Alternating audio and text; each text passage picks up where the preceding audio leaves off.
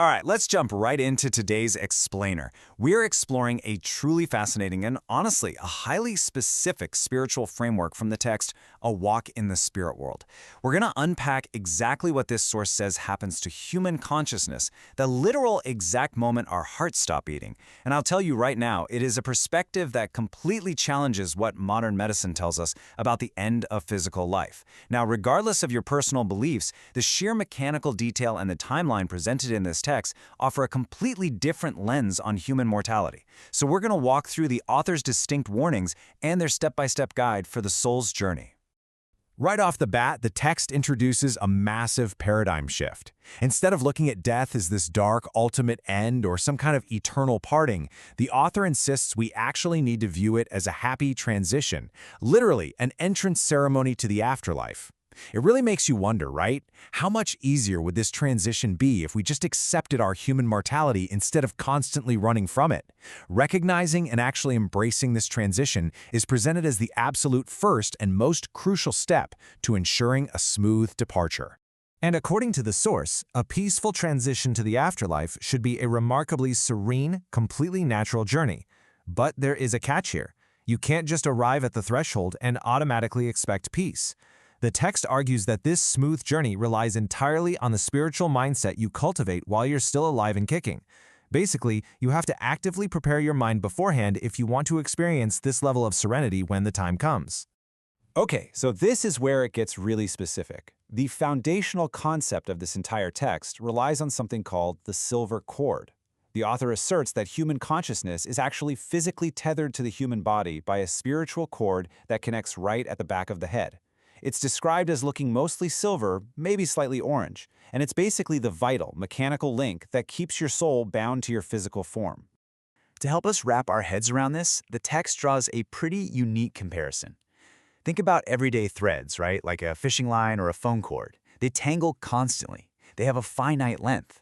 But the framework states that the silver cord acts way more like a spider's thread. It can stretch infinitely. In fact, the author claims that our souls literally stretch this cord every single night to leave the body and visit the spirit world while we sleep, and miraculously, it never tangles or knots up. So the absolutely crucial takeaway here is the stark line the text draws between modern medicine's definition of death and the spiritual definition. Because medically, death is called when brain activity ceases or the heart completely stops. But spiritually, according to this framework, true death has not occurred yet. True death only happens at the exact moment that silver cord finally snaps. And this distinction builds into a major warning, based on a very specific timeline. The text states that it takes, on average, a full 24 hours for the silver cord to finally break. Just think about that. At 0 hours, when breathing stops and medical death is officially declared, the soul and the physical body are still largely connected. Even 12 hours later, that tether is still there. The soul remains firmly attached, long after the monitor goes flat. Because of this 24-hour window, the author issues a really intense warning regarding premature actions after medical death. The text states that rushing to cremate a body before that 24-hour mark is up results in the spirit actually feeling agonizing physical pain and panic. Why? Well, because the cord is still intact, meaning the soul experiences the damage happening to the physical body. Ignorance of this spiritual timeline, the text argues, leads to severe, totally unnecessary post-death trauma. This directly leads into the text's highly controversial stance on organ transplantation. Because organs must be harvested while the tissue is still viable, which is usually immediately after medical death is declared, they are being harvested while that silver cord is still attached. According to the author, this means the donor's soul actually feels severe fear and physical pain during the procedure. What's more, the text claims a part of the donor's consciousness remains permanently tied to that extracted organ. And the framework doesn't stop there. It outlines severe spiritual consequences for the recipient of the organ, too. The text claims that because the transplanted organ still carries a piece of the donor's consciousness, it physically enters the new body. The author argues this creates a high risk of spiritual possession, stating that this spiritual clash is often the hidden cause behind medical organ rejection and that it can ultimately result in a shortened lifespan or premature death for the recipient. Okay, let's switch gears for a second from the physical mechanics over to the mindset you need for this transition. The text points out a profound issue for absolute materialists and atheists. It states that those who firmly believe death is the end literally cannot recognize the afterlife world, even when they are standing right in the middle of it. Because their souls fundamentally deny the new reality, they are plunged into deep, deep spiritual confusion. But materialism isn't the only trap here. The text lists several worldly attachments and actions that basically act as anchors. A sudden death leaves the soul completely disoriented. Fierce attachments to money or worldly possessions hold the spirit down. And the text also specifically identifies the act of abortion as a source of deep spiritual confusion, causing significant turmoil in the transition process for the souls involved. Now, you might be familiar with the traditional Buddhist belief that souls wander for 49 days after death. Well, the author provides a specific correction to this based on their framework. The text states that while 49 days is the commonly cited number, most unprepared souls actually linger around their own funerals and homes for about 1 to 2 weeks. During this time, they're just hovering right there, actively listening to the conversations of their grieving families, desperately trying to make sense of what just happened. So, how do we avoid all that confusion and lingering? The solution is heavily anchored in achieving a state of profound peace and detachment before the end actually comes. Cultivating an unattached mind is presented as the absolute prerequisite for a beautiful, seamless departure into the spirit world. To sum up the actionable solutions, the text urges us to live every single day as if we are completely ready to pass away at any moment. We need to actively work on severing our earthly attachments while we're still healthy. Now, if you do choose to donate organs, the text notes it is only acceptable if it's done out of pure, unattached love with zero lingering desire for your physical body. And finally, the framework emphasizes the importance of correctly conducting ancestor memorial services to maintain harmony across both worlds. It's a framework that completely flips modern assumptions about life, medicine, and what happens when the monitor goes flat. So I want to leave you with this final, provocative thought. If the journey to the afterlife is truly shaped by the mindset we hold today, what worldly attachments are you willing to let go of right now? Thank you for joining me on this explainer. I hope it gave you something deeply fascinating to chew on. Welcome to the Explainer. Today, we're jumping right into a highly detailed, honestly fascinating esoteric vision of the afterlife. We're going to map out the exact journey of the soul as it's presented in Ryuho Okawa's work. So, we'll impartially explore exactly how this source maps out life after death. Not to take sides, but just to understand the really intricate spiritual mechanics it presents. Let me kick things off with a question. Where does your soul actually go when your physical body falls asleep? Well, according to the text, sleep isn't just this physical resting state where your brain recharges. No, it's actually a nightly test run for the afterlife. The source claims that during REM sleep, your soul literally leaves your physical body to travel. Our source material for this is Ryuho Okawa's A Walk in the Spirit World, and it reads almost like a travel guide. Today we're specifically looking at Chapter 2, exploring the author's really unique categorization of the spirit world, starting with that nightly journey we all supposedly take. Okay, so the text introduces this concept called the dream world, or Mugenko. Think of it as an entry-level spiritual dimension. When your physical eyes are darting around during REM sleep, your soul is apparently visiting this exact realm. But here's the catch. Because people usually don't realize they've left their bodies, the text describes them wandering around this spiritual plane almost like sleepwalkers. They're just kind of hovering near the entrance of the fourth dimension, existing totally outside of earthly time and space. And speaking of time works completely differently over there. To put it into perspective, the source claims that just 10 to 30 minutes of REM sleep here on Earth can feel like days, literally days, of rich, extensive spiritual experiences in the dream world. You could feel like you've been on a massive journey, met new people, lived for days, and meanwhile, the earthly clock has barely ticked forward. Right. So if sleep is just a temporary nightly excursion, the big question is, what happens when the soul leaves permanently? This is where the text shifts gears from the daily routine of sleep to the high-stakes transition of physical death. And according to this, your earthly beliefs completely dictate your final destination. The source makes a crucial distinction here. On one side, you have physical death. That's just the straightforward moment the earthly body permanently stops functioning. But on the other side, consider what it calls the materialist's fate.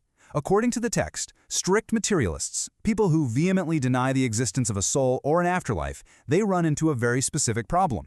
Because they absolutely refuse to recognize the spirit world, their consciousness essentially just shuts down upon arrival. They believe death is a blank void, so a blank void is exactly what they get.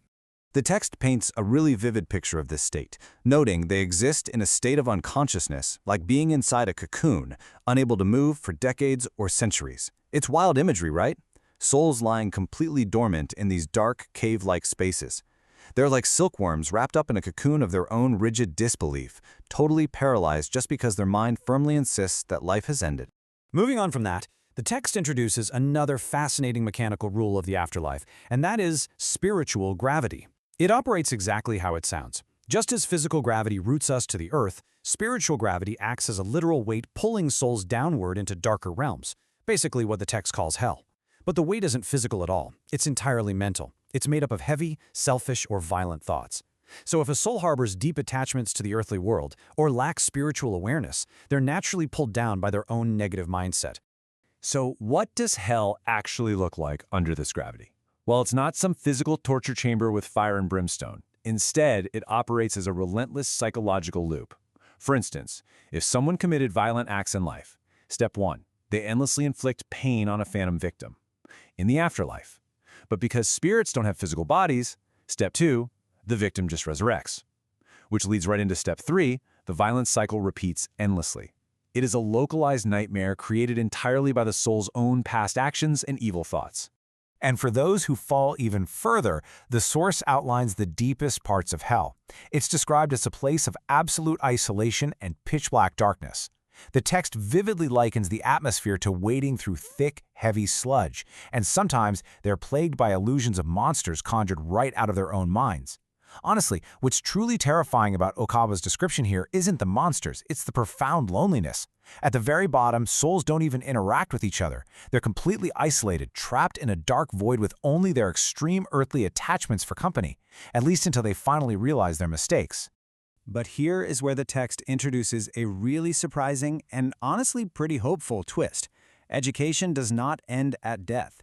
The author explains that both heaven and hell actually have functioning schools.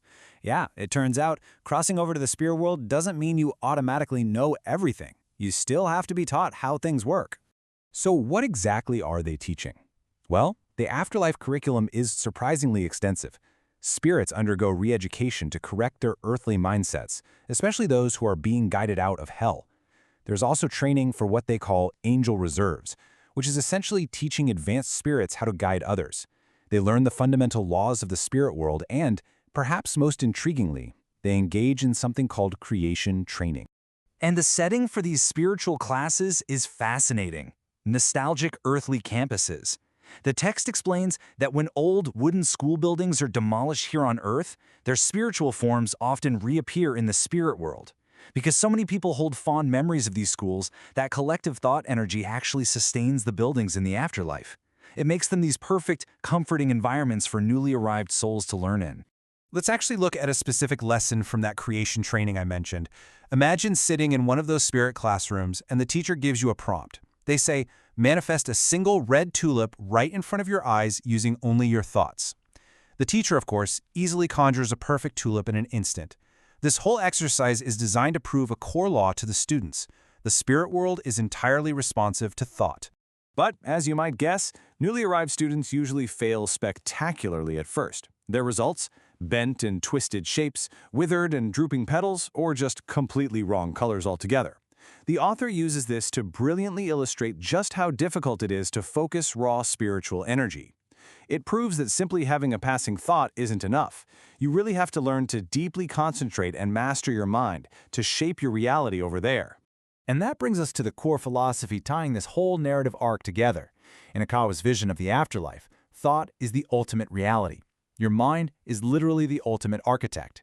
Whether it's creating a perfectly formed red tulip in a spiritual classroom, building a dark, sludge-filled psychological loop in hell, or sustaining the comforting walls of a nostalgic school building, your thoughts literally construct the environment around you. Which leaves us with a final, very provocative question to ponder. Based on everything we've explored in this text today, if your current everyday thoughts instantly materialized around you, what kind of world would you be living in right now? Would it be a vibrant classroom? Or a dark cocoon? It's a fascinating concept that takes this highly detailed, esoteric text and connects it directly to the mindset you hold every single day. Thanks for joining me on this explainer and keep exploring. Hey everyone, and welcome to The Explainer. Today, we're diving headfirst into a really fascinating journey. We are going to impartially map out a highly complex, almost mechanical spiritual cosmology based on the source text, A Walk in the Spirit World. Whether you're a spiritual seeker yourself or you're just fascinated by how different belief systems categorize the universe, our goal today is to unpack the mechanics laid out in Chapter 3 of this text so we can understand exactly how this universe is supposed to operate. Now, according to this specific text by Ryuho Okawa, the spiritual realm isn't just some hazy, abstract cloud where everyone floats around playing harps. Not at all. Instead, it operates under highly structured, strictly bureaucratic rules. It's basically a cosmic rulebook governing absolutely everything, from the deepest, quietest layers of our inner consciousness all the way up to the vast, sweeping evolution of the cosmos itself. We're talking distinct hierarchies, specific laws of attraction, and very detailed administrative processes. To make sense of this massive framework, we'll structure our explainer today as a journey. We're going to move progressively outward. First, soul versus spirit, then the system of reincarnation, next, the mechanics of possession, after that, the spirituality of organ donation, and we'll wrap up with cosmic evolution and beyond. All right, Section 1, Soul versus Spirit, defining the inner self. Before we can really understand the universe, we have to establish what exactly is experiencing it, right? So within this specific cosmology, the soul and the spirit are absolutely not just interchangeable words. They mean very different things. The soul is essentially the entity that holds on to its human characteristics. It retains heavy traces of its earthly life, its memories, its habits, and even its human-like appearance. The spirit, on the other hand, that is considered a much higher dimensional state. It's pure, formless, intelligent energy without any fixed physical shape whatsoever. Let's see how this builds into a dimensional hierarchy. Think of it kind of like leveling up. As consciousness escalates through higher dimensions, the text posits that entities actually shed their human forms entirely. In the fourth and fifth dimensions, spirits still largely look like the humans they used to be. But as they ascend to the sixth dimension and beyond, they awaken to their potential as formless energy. And at the absolute highest dimensions, they learn to act as scattered, highly evolved energy networks. They can literally divide their consciousness into multiple forms simultaneously. It's a complete evolution away from the human shape. Okay, moving to Section 2, the system of reincarnation. Now that we've defined what a spirit is, we have to ask how this spirit actually returns to the physical realm. You've probably wondered this before, right? Is rebirth a conscious choice? Do we pick our lives? Well, the source material provides a surprisingly bureaucratic answer to this, and it is entirely based on your dimensional rank within the afterlife. It is definitely not a one-size-fits-all process. The crucial point here is that a spirit's life plan varies drastically depending on their spiritual rank. Spirits originating from the fourth dimension are often in this sort of sleep-like state. They're reborn almost unconsciously, basically just magnetically drawn to parents with a similar spiritual wavelength. Now, in the fifth dimension, spirits partially awaken and consciously choose their parents. But by the sixth dimension, fully awakened spirits meticulously plan their earthly missions and professions. They act on their own will, although the text does note that even these detailed plans are still subject to final adjustments by afterlife authorities. Cosmic middle management, basically. Section 3. The mechanics of possession. Let's look at earthly overlaps. What happens when the spirit world directly intrudes upon the physical world? The text provides a very specific mechanical explanation for this. This concept is absolutely central to the author's cosmology, the law of same wavelengths. It's the idea that your mental state literally acts as a magnet. If you harbor deep, violent, or aggressive thoughts, the text asserts that you will magnetically attract specific aggressive entities, like demonic Ashur spirits, who share that exact same frequency, like literally attracts like. The mechanics of how a takeover happens are outlined in very clear stages. Initial entry is often facilitated when a person's reason is lowered. The text specifically points to extreme intoxication as a massive vulnerability. In cases of a complete takeover, the original soul is actually pushed out of the body entirely. Because of this, the text controversially suggests that some extreme criminal behavior, where perpetrators claim genuine memory loss in court, might actually be the mechanics of total spiritual possession, where an invading soul temporarily hijacked the body. Even wilder, the text claims that long-term possession can physically alter a person's face, like their features literally grow to match the possessing spirit over years of cohabitation. All right, Section 4, Spirituality of Organ Donation. Let's pivot to a highly sensitive topic and see how this spiritual rulebook views modern medical science and how rapid scientific progress directly impacts the spirit world. Think about it. When physical bodies are manipulated immediately after death, how does that affect the soul? This highlights a deep tension between physical, life-saving medical procedures and a person's spiritual well-being. The framework presents a very nuanced view here, directly linking physical procedures to actual spiritual sensations. The author asserts that organ removal does indeed cause spiritual pain to the deceased. Why? Because the soul hasn't fully detached from the physical body yet. However, the text also states that it can be considered a highly noble sacrifice if the donor truly understands this spiritual truth. Guiding angels will comfort them, assuring them that despite the temporary pain, their spiritual body remains whole and completely undamaged. And get this, the text posits that organs actually possess their own distinct consciousness. Because of this, transplanted organs might spiritually reject a new body unless the recipient holds a profound, genuine gratitude for the sacrifice.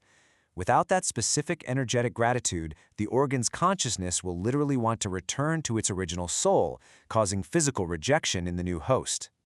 Okay, finally, Section 5, Cosmic Evolution and Beyond. Let's conclude our analysis by zooming all the way out from the individual human body to a truly staggering cosmic scale.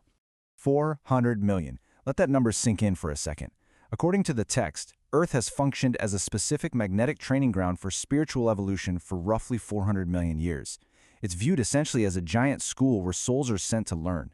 The text even details cases where, over these immense spans of time, the souls of animals can continually learn and eventually evolve into human souls.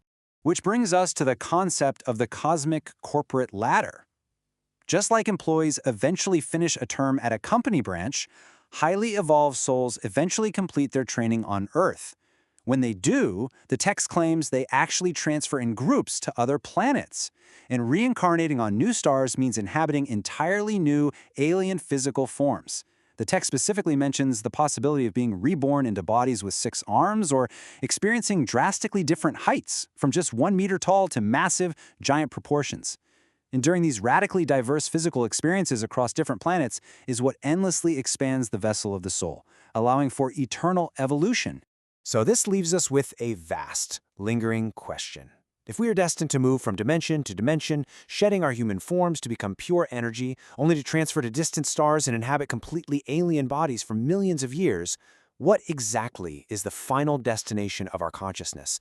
I mean, does the training ever actually end? It's a profound thought to wrap up our explainer on this incredibly detailed, complex spiritual cosmology. Thank you so much for joining me on the structured journey through the source material. Until next time, keep seeking to understand the frameworks of our world, and perhaps the worlds beyond. All right, welcome to this explainer. Today we're jumping straight into Chapter 4 of the book, A Walk in the Spirit World. We are unpacking the author's out-of-body visions that detail the latest affairs of the spiritual realm. And honestly, if you think the afterlife is just people sitting on clouds playing harps, you might want to buckle up because this perspective is going to completely flip that idea on its head. So let's just dive right in with a question that immediately challenges everything we usually assume about life after death. Are there cars and airplanes in the afterlife? Well, according to the spiritual travels detailed in this book, the answer is a massive, resounding yes. Think of this explainer as our travel itinerary. We're hitting 5 distinct spots today. First, the evolving afterlife. Second, the building of new spirit temples. Third, the goddesses of beauty and fashion. Fourth, a journey to the Indian spirit world. And finally, the overarching concept of religious innovation. All right, first stop, Section 1, the evolving afterlife, a dynamic dimension.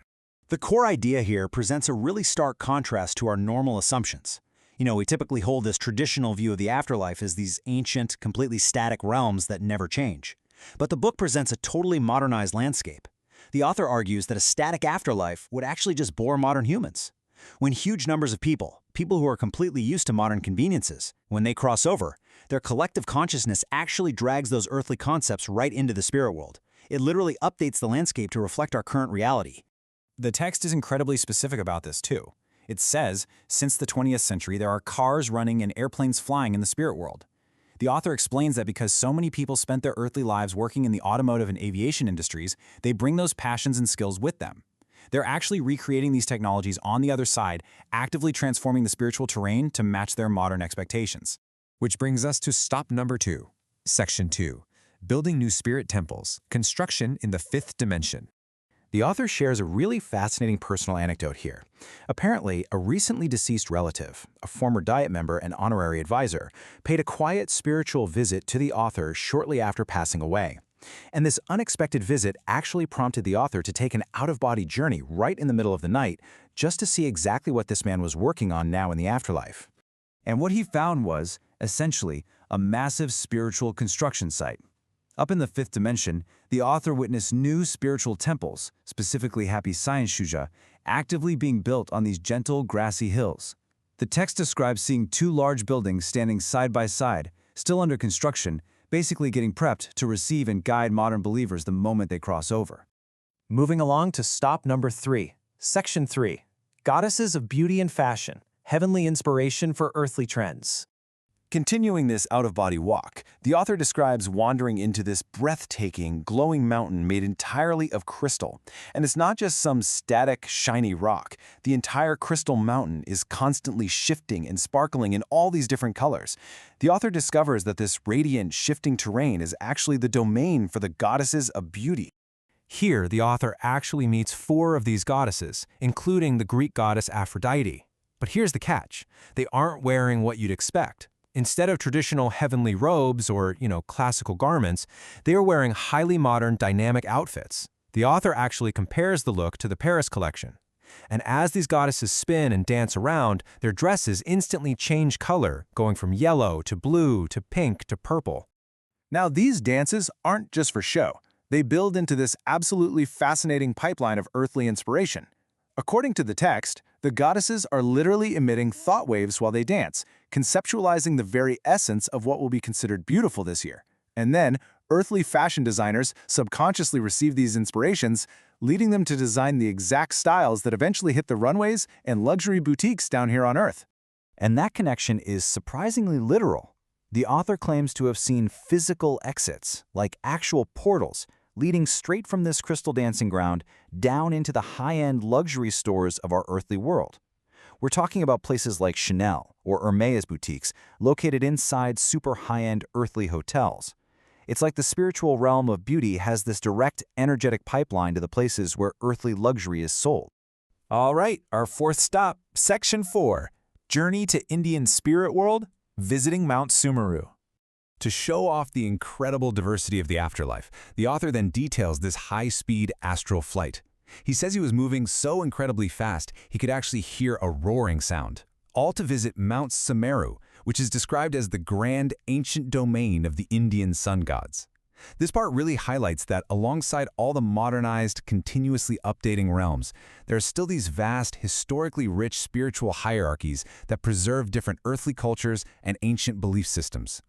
Finally, our last stop, Section 5, Innovation of Religion, Updating Ancient Paradigms.